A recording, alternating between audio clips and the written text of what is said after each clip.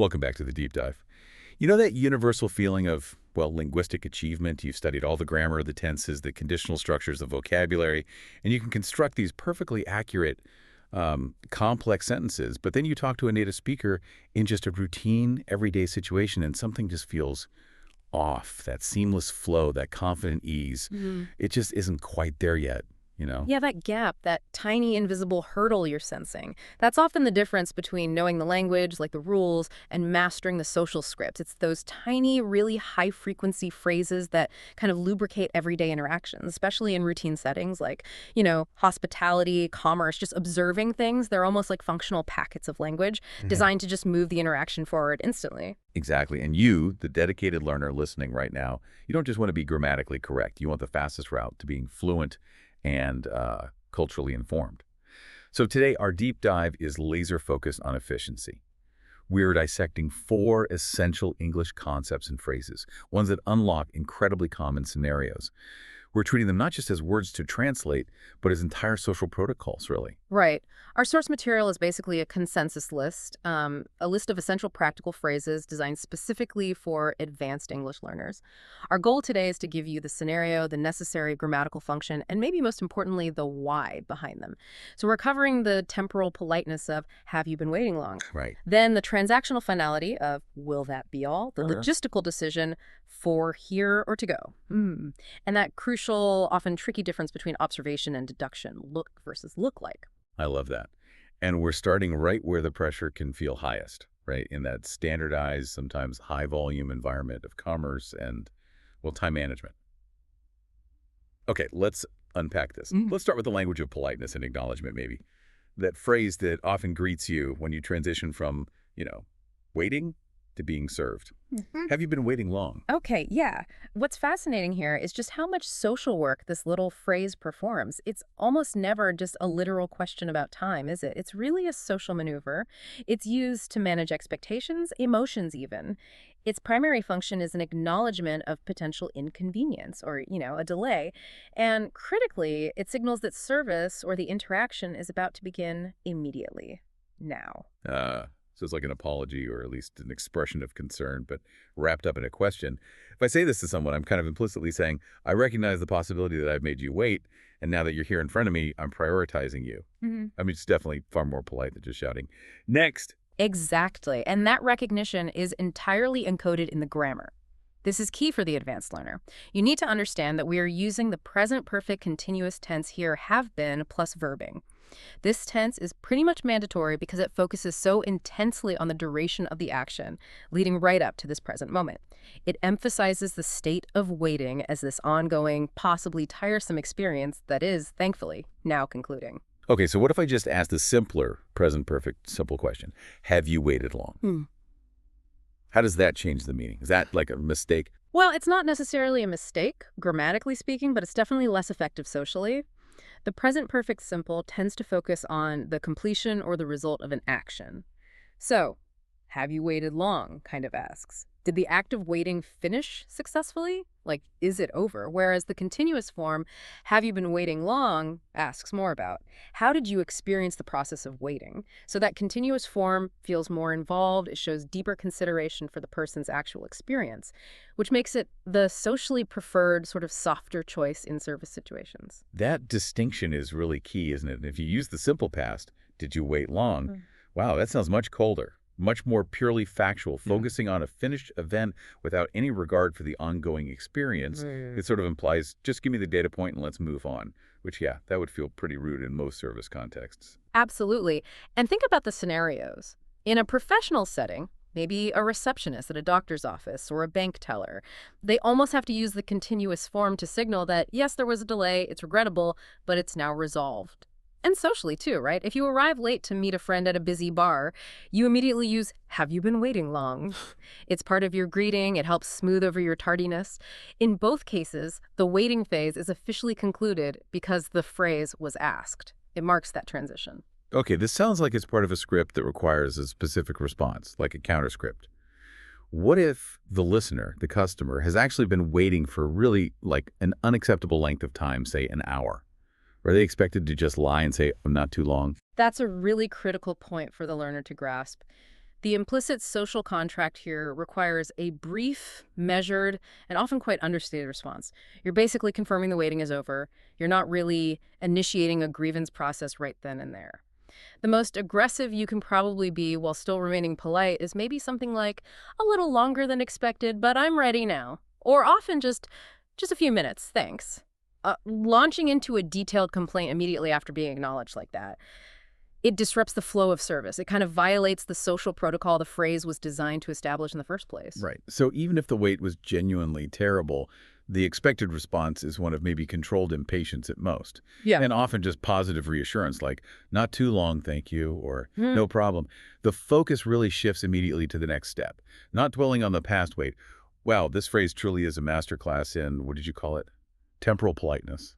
It really is. And notice, too, it's not always tied to a bad wait, necessarily. If a friend arrives at your house maybe 10 minutes early for dinner, you might still say it. Just acknowledging their punctuality and kind of kicking off the event, it's a really versatile tool for starting an interaction by acknowledging the time someone invested just getting there. Okay, so from acknowledging the duration of time, let's pivot. Let's move directly into the language of finality and transaction control with will that be all? This phrase is just everywhere, isn't it? From the supermarket checkout line to taking the final order at a full-service restaurant. Absolutely. This phrase really defines the border between the ordering phase and the payment or fulfillment phase. Its core function is transactional closure. It's the necessary bridge, really. It shifts the control back to the customer for one last check just before the order is finalized or the sale is rung up. It kind of protects both parties in a way. I wonder, though, why this specific phrasing, why not just say finished or maybe anything else? Well, will that be all? Carries a certain, I'd say, formal efficiency. It's very concise and unambiguous. Anything else is perfectly acceptable, of course. Many people use it. But will that be all? Somehow carries the expectation of finality a bit better. It gently forces the customer into a binary decision. Is the list complete? Yes or no. It avoids the ambiguity of just pausing or saying something vague like, done. Yeah. By asking this specific question, the server confirms they believe the order is complete, while giving the customer one last formal, kind of documented chance to confirm or add something. It sets the boundary. Yeah. Like you said, it's basically saying, okay, we are leaving the ordering phase now. But what happens in those slightly more complicated scenarios? Let's say you need to split the order onto 3 different bills, or you want to confirm a specific dietary request again. Does this phrase still work then? Or does it shut that down? No, that's where the phrase actually shows its administrative strength, I think. It's an open-ended gateway, not a closed door. The customer's expected answer involves either clear confirmation, yes, that's everything, thank you, and we're ready for the bill, or a clear correction or addition, actually, one moment, can I add one more coffee? Or, oh, before you ring that up, we need to pay separately. The phrase really acts as the final administrative check before the next stage begins. Now, if the customer introduces complexity after they confirm, yes, that will be all, then the server has a bit more ground to gently push back. They might say something like, oh, I wish you had mentioned that before I started ringing it up. It establishes that sequence. That's a great insight into the sort of social power structure of the transaction, isn't it? The phrase is delivered, the power shifts momentarily to the customer for that final confirmation. And once confirmed, the power shifts back to the server to process the payment or prepare the order. Exactly. And remember the delivery, the intonation, it really must be asked with a slight upward interrogative tone. That confirms it is genuinely an open inquiry, inviting that final input. If you say it with a downward tone, will that be all? It can sound a bit passive-aggressive, almost like you're assuming the customer is done or maybe wishing they were. And that violates the whole function of the phrase, which is to give the customer the last word on the order itself. Okay. We've defined the beginning of service with the waiting acknowledgement, have you been waiting long? And the end of ordering with the transactional closure, will that be all? Inte. Now, let's look at that crucial middle step, especially in food service logistics, for here or to go. Yes, this is another one that might seem incredibly basic on the surface, but it dictates the entire logistical and often even the financial process of the sale. Its core function is determining the customer's intent of consumption. Where will this be eaten? And that simple decision impacts packaging, service style, maybe even local sales tax or environmental fees in some places, due to regulations around dine-in service versus takeaway. Right. And the scenario focus is pretty much always those quick service places, isn't it? Coffee shops, fast food, delis, places where seating might be limited or it's optional anyway. And here's where we can connect this to the bigger cultural picture again. In many non-English speaking cultures, the whole concept of standardized, uniform, takeaway, or to-go packaging, it just isn't as rigid, not as systematized as it often is in highly efficient English-speaking service economies, particularly maybe the US and the UK. In American or British casual service, this question for here or to go, it immediately dictates the entire preparation process down the line. Okay, walk us through the physical implications then. What actually happens when I say for here? Right, so if you say for here, you are signaling your intention to consume the product right there on the premises. All right. This typically triggers the use of non-disposable items, ceramic mugs, maybe glass plates, metal cutlery, sometimes even reusable napkins. It implies a different standard of waste management, of presentation. You are, in essence, kind of renting the establishment's tableware for the duration of your meal or drink. And then if I say to go, that flips the switch completely. Completely. If you say to go, the system shifts entirely to disposables. Styrofoam containers, maybe plastic cups with lids, paper bags, individual sugar packets, plastic forks. This indicates a high degree of service efficiency and standardization. It's designed to minimize the time a customer actually spends on the premises after ordering. The cultural shortcut here is just massive. It signals that the entire staff knows exactly which packaging stream to use, which items to grab. I love that framing. So the key learner pitfall, then, the common mistake is probably misunderstanding of the term for here. It doesn't mean I want it delivered near this place or something like that. It specifically means I intend to eat or drink this item on your premises right now using your facilities. Precisely. So if you're ordering a sandwich and they ask for here or to go, chere, and your plan is actually to walk 5 blocks down the street and eat it in the park, you absolutely must say to go. Get it? If you say for here in that situation, they'll likely put it on a ceramic plate, maybe with a metal fork. And then you have that awkward moment of trying to explain why you're suddenly walking out the door with their plate. Yeah, definitely want to avoid that. The power of these 3 phrases, have you been waiting long? Will that be all? And for here or to go. It's really that they form this kind of invisible scaffolding holding up a successful commercial interaction. They define the etiquette, the expectations at 3 really different temporal and logistical stages of the process. Okay, now that we've sort of nailed down the logistics of transactions, let's shift gears a bit. Let's move to the language of observation, deduction, and comparison. And here's where I think it gets really interesting, because we're dealing with 2 tiny words, look and like. And they completely change their grammatical role, their meaning, depending on whether they're paired up or not. This causes, I know, incredible confusion for learners. Oh, absolutely. This distinction is a massive stumbling block for so many people because that subtle shift in grammar, just the presence or absence of, it carries immense weight in meaning.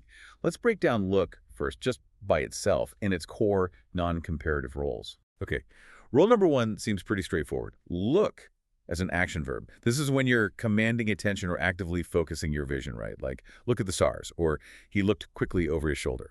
This is about the physical act of directing your eyes. And it usually needs a preposition like at or over or up. Correct. Now, role number 2, which is far trickier. Look, when it's used as a sensory or linking verb. In this role, we're describing an appearance or maybe a subjective state of being. It's not about the action of the eyes anymore. And crucially, as a linking verb, it must be followed immediately by an adjective. Right. The adjective describes the subject's appearance or their state.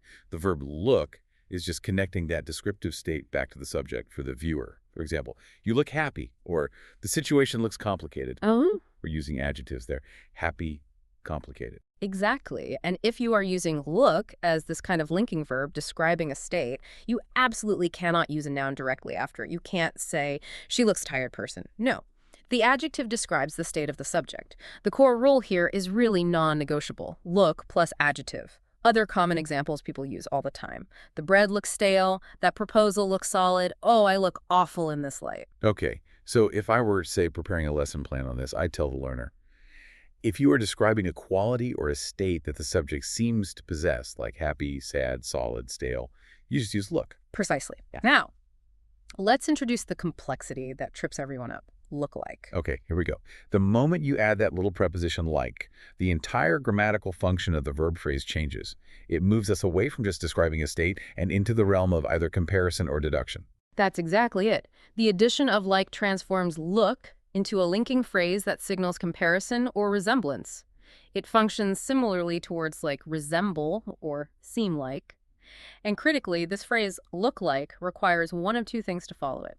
Either a noun or a pronoun when you're making a comparison, or an entire clause when you're making a deduction or hypothesis. Okay, let's explore scenario A first. Physical comparison.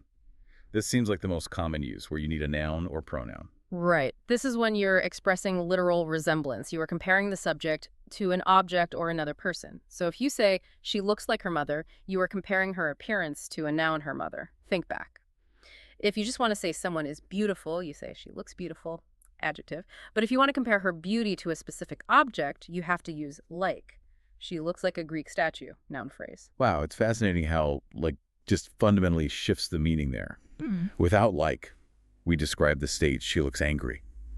Just her state. With like, we describe the comparison. She looks like an angry badger, comparing her to the badger. The meaning pivots completely from describing the inherent quality to describing the comparison object. Exactly. And the common error here is often the reverse of the previous error we discussed. People sometimes put an adjective after look like. For example, saying, the painting looks like beautiful. Ooh, that doesn't work grammatically in standard English. You must supply the object of comparison. The painting looks like a beautiful landscape. Landscape is the noun. Okay, that makes sense. Now for the maybe more advanced, and I'd argue more useful function, scenario B deduction and hypothesis, which you said requires a full clause. This feels like the application that truly separates, the really fluent speaker from someone still learning the ropes. I agree. This is when look like is used to introduce a speculative statement or an observation based on visual evidence. It moves the phrase far beyond just simple physical appearance. This is where we make those everyday educated guesses based on what we perceive around us. So how do we structure that deduction grammatically? What follows looks like? You need a full dependent clause, basically. Huh. A mini sentence with its own subject and verb to follow, look like. For example, it looks like they're closing early. See? They is the subject of that clause, and are closing is the verb phrase. We're seeing the lights turn off, maybe the staff are packing up, and we deduce a conclusion about their actions. Right. And this deduction usage is so crucial for expressing nuance in conversation, isn't it? You're not stating it as a hard fact. You don't know for sure they are closing. You're stating a conclusion based on the visual evidence. Like if I see a child crying near a pop balloon fragment, I could say, oh dear, it looks that he lost his balloon. I'm observing the scene and forming a reasonable hypothesis. I definitely wouldn't say he looks lost balloon. That sounds completely wrong. Exactly. And this capability, this ability to express visual deductions smoothly, it's just central to spontaneous English conversation. We are constantly making assumptions, drawing conclusions based on perceived evidence. Think about the weather. When you see dark clouds gathering, you instinctively say, it looks like it's going to rain. You're using it as the subject of the main clause, it looks like. And then the whole clause, it is going to rain, states your deduction. Okay, so to really nail down the distinction, let's use the example of, say, an unhappy-looking person again. If I say, she looks sad, I'm describing her emotional state, using an adjective. If I say, she looks like a character in a really bad movie, I'm comparing her to a noun, making a comparison. But if I say, she looks like she just received bad news, I'm making a deduction using a clause about the likely cause of her appearance. That's a perfect summary. And if we connect this back to the bigger picture of communication, mastering the difference between those three scenarios, state, comparison, deduction, is just paramount. The error of mixing up the required grammatical structure that follows look versus look like, adjective versus noun clause. It immediately signals a lack of fluency to a native speaker, even if all the surrounding vocabulary is perfect. And what's interesting, too, is how native speakers will often use a little placeholder word to soften or strengthen the deduction, right? Instead of just saying, it looks like rain, they might say, it really looks like it's going to rain, or, it definitely looks like they've closed for the night, adding emphasis to the probability of their deduction. Yes, those intensifiers, like really, definitely, kind of. They're part of the social script, too, adding confidence or maybe hedging your hypothesis. But the fundamental role is the guardrail. Look plus adjective for state, but look like always requires something more complex structurally, either a comparison object, noun pronoun, or a full speculative sentence, clause. The presence of that little word, like, is the big signal that you need a more complex grammatical element to come next. Hashtag tag tag outro of room. Wow, we've had a pretty comprehensive deep dive today, haven't we? Navigating these essential social scripts of commerce, time, and observation. We spent significant time really understanding the politeness encoded in the tense of "have you been waiting long?" Then the critical transactional finality of "will that be all?" And that surprisingly complex logistical decision behind "for here or to go." And then we really drilled down into that subtle but powerful difference between simple observation, look, and complex deduction or comparison, look like. So what does this all mean for you, the learner, listening in? Well, these four phrases or concepts are incredibly high frequency, but they're also kind of high stakes communication tools. They carry a fairly high social risk if you use them incorrectly. If you misuse the tense of the waiting question, for example, you risk sounding impatient or maybe even a bit rude. If you mix up look and look like, you might make a grammatically understandable error, sure, but it definitely disrupts the nuance, the flow of the conversation. Yeah, knowing the intent behind them, the social function they serve, whether it's managing a delay, closing a sale, or expressing a hypothesis, that instantly makes you a more effective communicator. And crucially, a more culturally aware one, too. Absolutely. The real value of this kind of exercise isn't just knowing the dictionary definition of the words, it's knowing the precise scenario and the protocol they belong to. They really are shortcuts to social harmony because they help align your expectations with the speakers and vice versa. If we connect this to the bigger picture again, true fluency, it's often less about the sheer size of your vocabulary and far more about mastering these prepackaged functional phrases that just efficiently handle the administrative flow of human interaction. These little scripts really do make the world go round in a way. You've mastered four essential scripts today, hopefully, understanding not just the meaning, but the grammar and the cultural context behind them. Right. So now, for your thought to take away with you. You've seen today how even seemingly simple phrases like "for here" or "to go" can hide this huge underlying cultural and logistical script. Now, consider the other common words and phrases you use every day in English. Maybe phrases like "I'm sorry" or "excuse me" or "could you please tell me?" How many of them carry similar, maybe unanalyzed social expectations and hidden grammatical rules? What might be the next three simple functional phrases that you could analyze this deeply, to really uncover the hidden rules of English social interaction? Keep exploring that deep structure of the language. Great thought to end on. That's it for this deep dive. Catch you next time.